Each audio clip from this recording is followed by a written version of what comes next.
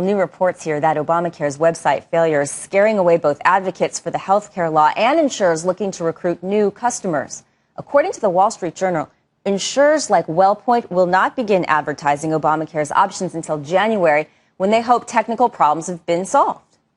Well, our first guest this evening says his office has been inundated with Obamacare horror stories, and he continues to push for the full repeal of the health care law.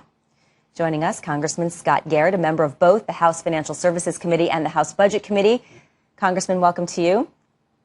So you say 800,000 people in your state, New Jersey, of course, will lose their insurance because of Obamacare. We've got roughly 5 million cancellations and counting across this country. What is the status of New Jersey and the Affordable Care Act? So as you said, you have the numbers absolutely right, that more and more letters have gone out already. 800,000 people are going to be notified that they just won't have the policy that they want to keep. And of course, as said over and over and over again, this is just contrary to the promises that the president has made. And I was just looking backstage on my BlackBerry, all the many times that he said it, and he said it so emphatically that if you like your policy, if you like your hospital, if you like your doctor, you'll be able to keep it. And then after that, so much of our attention is focused on the president say that, but everyone else from the administration, from the vice president said that, to Speaker Nancy Pelosi said that, Harry Reid said that was actually part of their core principles of Obamacare, that you'd be able to keep your policy. But to the people in New Jersey, they're not living up to their core principles and not living up to their promises. You're exasperated by all of this. It's very frustrating. So I'm just like Speaker Boehner. I, too, as a member of Congress, will have to go on to the exchange. That's a law. Basically, we have to go on there. I've had one member of my staff. I've asked my staff, because my staff all has to go on there as well. Mm-hmm. One of my members of staff, it went on. It took over 4 hours, multiple attempts to get on there. I'm going to have to do that one of these days as well. What a time suck. You're putting that off as long as possible, I would imagine. So let me ask you about the president's announcement putting off the registration, the enrollment, until after the 2014 midterm. I mean, that is so transparent and political. It's clear they just don't want this to backfire on any Democrats whose offices are in peril. Right. So much of what they've done so far is political. Just the action just a week or two ago, there's so many actions that they've taken. Mm-hmm. The action when they said that when they directed the states to be able to change their policies, supposedly the people will be able to keep their policies. The administration had to know with regard to that as well, that insurance companies could not literally be able to comply with that or have the availability to do that, so people will not be able to keep their policies. The issue that you're talking about as well is done purely for political purposes. It sells well right now with the American public. I'm fixing the problem once again. It also sells well for the Democrats in November of 2014. Congressman, I don't know how well it's selling. We have this new Kaiser Health tracking poll. 33%, only 33% of Americans right now have a favorable opinion. That is a record low of Obamacare. Do you think this is actually going to finally backfire, if you will, on Democrats in the midterm?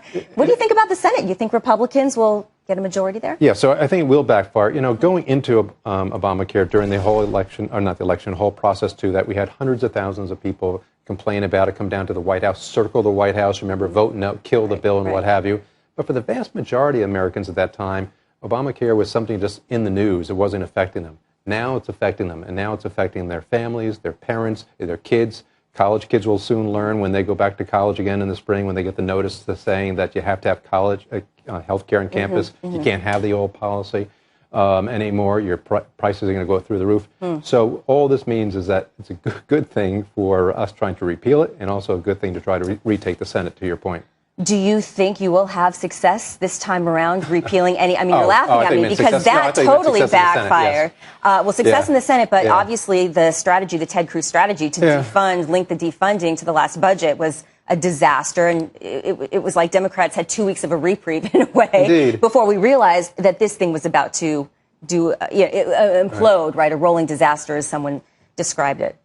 Ted Cruz and the rest of us probably knew that the system did know that the system was a disaster. We just did not know how much of a disaster it was going to be so quickly. Had we known that, we probably would have put off our efforts to just a week or two down the road. So let me ask you this. What is New Jersey doing? We were reporting that 10 states have basically denied the Obamacare fix. I know the New Jersey Insurance Commissioner, is still considering this. What do you think is the best solution for your state?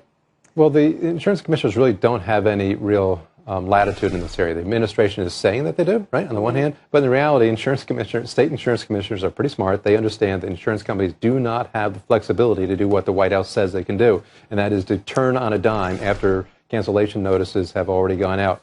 And without getting the details, but basically it's the law of large numbers. You need a large pool in order to have an insurance policy to exist. It's shrinking now automatically. That's why they just can't reinstitute these things. This is that death spiral they talk about. Very good, exactly. Better way to put it. You need more young people in there, otherwise, those higher costs for the elderly and the sicker Americans are just going to weigh the program down and automatically kill it. Right on the mark, exactly. Okay, talking about politics and strategy, this nuclear option, Harry Reid changed the rule in the Senate, basically only need 51 votes to kill the filibuster, right? So is this a deflection technique on the part of the Democrats? Well, in a way, but I guess it's also a technique just to follow the lead of the White House. The White House is not following the law in so many ways. They're not following the rules. And Harry Reid decided he's not going to follow the rules anymore either. So one thing it does is it allows Congressman Mel Watt to potentially oversee Fannie and Freddie, and you chair the subcommittee on the government-sponsored entities. Now, we know that he's very in favor of reducing mortgage principals, to help people in these underwater mortgages. And how do you feel about that? Is that just another version of some kind of government bailout? Yes. So, first of all, I know Mel Watt. He serves on the committee with me. I've known in the past when we tried to do reform, unfortunately, he opposed the reform that a lot of us tried to do. So I anticipate if he were to be confirmed, he would oppose any of the reform going forward. And so it's going to be a problem. Right now, you have a very good guy who's running the program. Ed DeMarco is running the program at FHFA. He's done an exemplary job of trying to make sure that the taxpayer is not put on the hook again. Some of the ideas that Mel has proposed in the past would do just the opposite, would put the taxpayer on the hook.